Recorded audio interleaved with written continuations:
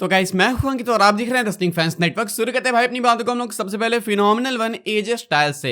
AJ Styles भाई WWE के अंदर फिलहाल लगता है कि रेसलमेनिया में फेस करेंगे लोगन पॉल को। इन्होंने अभी रिसेंटली क्रिस वैन वेलेट के शो पे काफी सारी रिवलेशंस करी। इन्होंने बोला कि ये शायद 50 की एज पे रेसल ना करें, मतलब ये 50 होते होते मे भी शायद रिटायर हो जाएंगे, यानी कि 2027 में ये 50 के होंगे। तो आप एक्सपेक्ट कर सकते हो कि 2027 में आपको एजे स्टाइल्स रिटायर होते हुए देखने को मिलेंगे। एजे स्टाइल्स का जो बर्थडे भाई वो जून में आता है। फिलहाल अभी एजे स्टाइल्स 48 के होंगे इस साल जून में, तो आप एक्सपेक्ट कर सकते हो कि 2027 के जून में एजे स्टाइल्स रिटायर हो जाएंगे। लेकिन उससे पहले एजे स्टाइल्स कुछ चीजें करना चाहते हैं। एक चीज हार्डकोर फैंस डिमांड करते हैं भाई, वो ये है कि एजे स्टाइल्स टीएनए में जाएं। फिलहाल डब्ल्यूडब्ल्यूई टीएनए के साथ एक बहुत ही अच्छे डील के अंदर है एंड इसकी पॉसिबिलिटी बहुत ही हाई है कि एजे स्टाइल्स टीएनए में जाए। टीएनए से भाई बहुत ही मेजर नेम्स डब्ल्यूडब्ल्यूई के अंदर आ चुके हैं, लाइक जो हेनरी अपीयर हो चुके हैं, जॉर्डन ग्रेस तो परमानेंटली आ गई भाई। बहुत सारे नेम्स है जो कि आपको ऐसे आते जाते दिख रहे होंगे, मूव्स आ चुके हैं। फिलहाल एजे स्टाइल्स का टीएनए में जाना टीएनए के लिए बहुत ही प्रॉफिटेबल हो सकता है एंड एजे स्टाइल्स जाने को तैयार भी हैं। एजे स्टाइल्स क्या कहते हैं भाई क्रिस वैन वेलेट के शो पे, इसके बारे में वो मैं आपको बता दूं।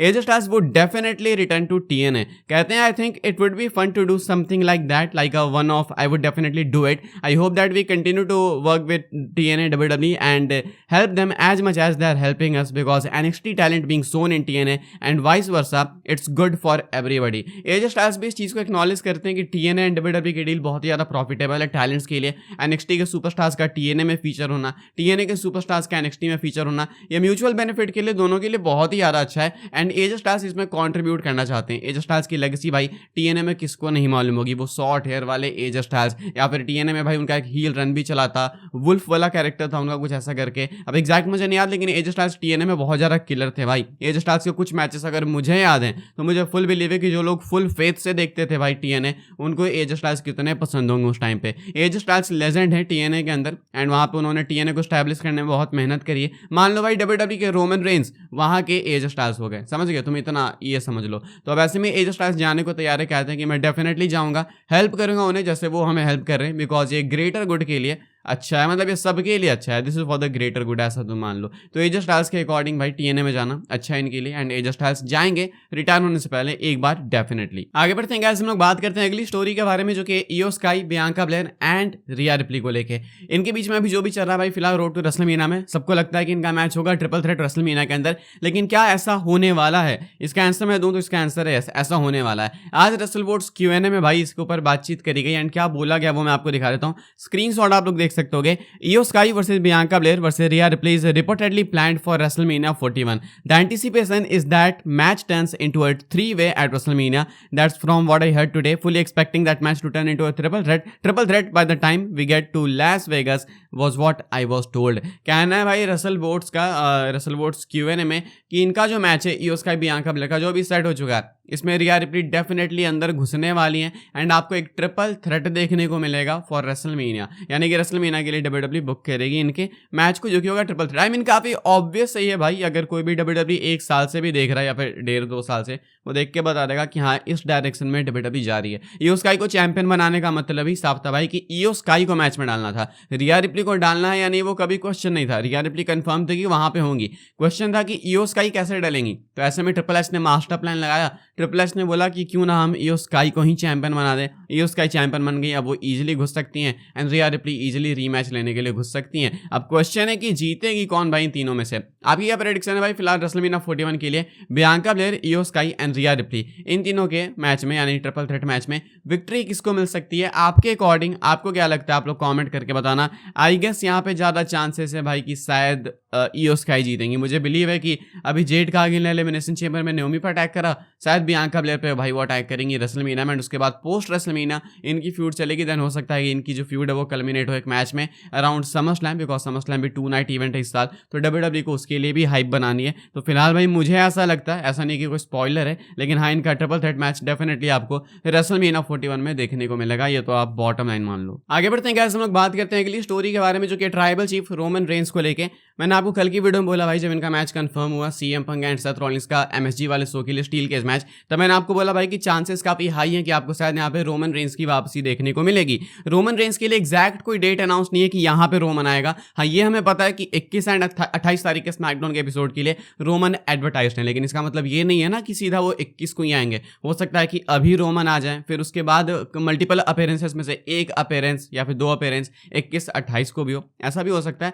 फिलहाल भाई चांसेस हैं कि रोमन रेंस आपको अगले मंडे नाइट रॉ के एपिसोड में देखने को मिलेंगे, जो कि इंडिया में आपको 11 तारीख को देखने को मिलेगा। चांसेस काफी हाई हैं, ऑड्स काफी हाई है कि आपको यहाँ पे ट्राइबल चीफ रोमन रेंस का कमबैक देखने को मिलेगा। अब रोमन रेंस यहाँ पे आके करेंगे क्या करेंगे वी ऑल नो भाई। रोमन रेंस आके यहाँ पे सेथ रॉलिंस के पीछे आएंगे एंड शायद हो सकता है गलती से सीएम पंक को कॉस्ट कर दे रोमन। तो अभी इन तीनों के बीच में भाई पंगा चलने वाला है। क्वेश्चन, एक लेजिट जो क्वेश्चन है मेरा वो ये है भाई कि आखिर सीएम पंक का फेवर यहाँ पे क्या डब्ल्यूडब्ल्यूई डाल सकती है? क्या यहाँ पे सीएम पंक अपने फेवर की डिमांड करेंगे पॉल हेमन से? लेकिन इससे भी बड़ा क्वेश्चन मेरा ये है ना कि सीएम पंक का फेवर अगर कुछ है ऐसा रोमन से रिलेटेड, पॉल हेमन से अगर डिमांड भी कर रहे हैं वो, तो आखिर पॉल हेमन कैसे भाई उनके फेवर को ग्रांट कर देंगे? Like Roman Reigns Paul Heyman के गुलाम नहीं है, पॉल हेमन रोमन रेंस के वाइसमैन है। तो अगर पॉल हेमन रोमन को बोलते हैं कि तुम रेसलमेनिया में कंपीट ना करो या तुम सीएम पंक की हेल्प करो, रोमन क्यों करेंगे? सिंपल सा मेरा क्वेश्चन है। तो कई सारे क्वेश्चन है, लेकिन एक क्वेश्चन नहीं है मेरा, वो ये है कि रोमन पंक रॉलिंस का मैच होगा या नहीं? वो डेफिनेटली होते हुए दिख रहा है।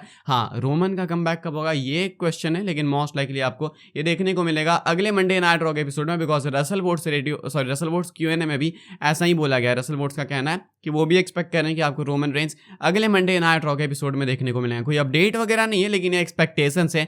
एंड वही बात आती है कि अगर आप डब्ल्यूडब्ल्यूई लंबे टाइम से देख रहे हो तो एक आइडिया लग जाता है। तो अभी आइडिया लग रहा है कि शायद रोमन अगले मंडे नाइट रॉ के एपिसोड में हमें देखने को मिलेंगे। अब हमने भाई यहाँ पे मेंशन करा है ट्रिपल थ्रेट मैच को, रोमन पंक रॉलिंस के मैच को। इनका मैच 100% रेसलमेनिया में होने वाला भाई, इसमें कोई डाउट नहीं है। डाउट ये है कि क्या ये मेन इवेंट करेगा या नहीं। और एक और डाउट है भाई कि क्या ये इनका जो मैच होने वाला स्टिपुलेशन मैच होगा। इसका आंसर मैं शायद आपको दे सकता हूँ। इनका जो मैच है वो शायद स्टिपुलेशन बेस्ड मैच हो सकता है। शायद WWE Roman Reigns punk and Rollins के मैच में स्टिपुलेशन डाल सकती है। Already Rollins and punk compete कर चुके हैं रॉ नेटफ्लिक्स के मेन इवेंट में। अभी इनका अगले एमएसजी वाले एपिसोड में भी मैच होने वाला है, वो भी स्टील केज मैच होने वाला है। एक और स्टिपुलेशन मैच डेफिनेटली होने वाला है इस बार ट्रिपल थ्रेट के अंदर।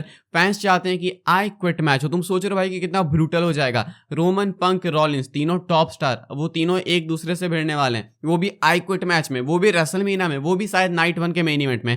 मतलब वो बोल दो कि बैंगर आफ्टर बैंगर वाला सीन हो गया, ऐसा हो जाएगा। अब ऐसे में भाई मेन इवेंट होगा नहीं, कंफर्म तो नहीं है, बिकॉज कुछ लोग चाहते हैं कि Iyo Sky, Rhea Ripley and Bianca Belair main event करें। और यू नो भाई बाहर के फैंस ऐसे ही होते हैं, तो अब ऐसे में वो भी हो सकता है। लेकिन रोमन पंक रॉलिंस के मैच से भाई एक्सपेक्टेशन ये है कि शायद आपको इनका जो मैच है वो ट्रिपल थ्रेट देखने को मिलेगा विथ अ स्टिपुलेशन। आपको क्या लगता है कौन सा स्टिपुलेशन हो सकता है एंड कौन सा होना चाहिए? या आप मुझे कमेंट करके बताना कि स्टिपुलेशन कौन सी डब्ल्यूडब्ल्यूई को डालनी चाहिए। I quit, no holds barred, या फिर ऐसा कुछ सिमिलर सा बता सकते हैं, या फिर hell in a cell, who knows, hell in a cell. आगे बढ़ते हैं गाइस, हम लोग बात करते हैं अपनी आखिरी स्टोरी के बारे में, जो कि फाइनल बॉस को लेके, यानी कि रॉक को लेके। रॉक को कौन ज्वाइन कर चुका है? जॉन सीना कर चुके हैं। जॉन सीना का हील टर्न हो चुका है। ट्रेविस स्कॉट भी है रॉक के साइड में, लेकिन ऑब्वियस सी बात है कि ट्रेविस स्कॉट इतना एक्टिव होने नहीं वाले हैं। अब ऐसे में रॉक जॉन सीना हो चुके हैं। रॉक ने एक इशारा करा था बैड ब्लड में, 3 करा था ना, 3। उसके बाद अभी लोगों ने नोट करा कि एलिमिनेशन चैम्बर में रॉक ने इशारा करा 2 का। तो लोग कुछ कह रहे हैं कि भाई शायद एक और न्यू मेंबर ऐड होने वाला है, 2 लोग आ चुके हैं, या फिर कह रहे हैं कि 2 और नए मेंबर्स ऐड होने वाले हैं। ऐसा में भी हो सकता है रॉक कह रहे होंगे। कुछ लोग कह रहे हैं कि भाई 3 टारगेट्स हैं रॉक के, तो टारगेट वाली चीज़ भी सेंसिबल है, मेरे लिए शायद वो ज़्यादा सेंसिबल है। लेकिन हम यहाँ पे बात करते हैं अगर मेंबर्स की, तो क्या रॉक को कोई न्यू मेंबर ज्वाइन कर सकता है? क्या रॉक सीना को? इसके चांसेस काफ़ी हाई है। फिलहाल डब्ल्यूडब्ल्यूई के अंदर एक चीज़ समझने वाली है कि अगर डब्ल्यूडब्ल्यूई के कुछ प्लान्स नहीं भी होते हैं ना, एंड फैंस अगर जबरदस्ती घुसा के कुछ प्लान निकाल लेते हैं फालतू के टीजर्स में से, तो डब्ल्यूडब्ल्यूई उसको इंप्लीमेंट कर देती है। लाइक मैं आपको एग्जांपल के साथ बताता हूँ, वैसे ऊपर से मेरे दिमाग में कुछ आ नहीं रहा, लेकिन मैं आपको बस समझाता हूँ कि बैड ब्लड में रॉक ने क्या करा था 1 2 3, उसका अगर कुछ मतलब नहीं भी होगा ना, तो भी फैंस ने उसका मतलब निकाल दिया था। एंड डब्ल्यूडब्ल्यूई ने देखा कि अच्छा ये ऐसा मतलब निकल सकता है, तो डब्ल्यूडब्ल्यूई ने भाई उसी आइडिया को उठा के स्टोरी में डाल दिया। रॉक ने भी बोला कि हाँ डेफिनेटली वो चीज़ मीन करती थी। तो अब ऐसे में भाई हो सकता है कि डब्ल्यूडब्ल्यूई चाह रही हो या ना चाह रही हो, फैंस अगर चाह रहे हैं तो डब्ल्यूडब्ल्यूई बाद में इस वाले प्लान को भी इंप्लीमेंट कर दे, यानी कि न्यू मेंबर आ जाए। अब न्यू मेंबर आ कौन सकता है भाई? लिस्ट में कौन कौन है? शायद आपको इस लिस्ट के अंदर ड्रू मैकिंटायर ऐड होते हुए देखने को मिल सकते हैं। मे बी मैकिंटायर ज्वाइन कर सकते हैं, या नहीं तो इनसे भी ज़्यादा चांसेस हैं सोलो सिक्वा के। सोलो सिक्वा स्टिल अटैक किए जा रहे हैं कोडी रोड्स पे। बैड ब्लड में आई मीन सोलो ने बोला भी था it's all part of the plan,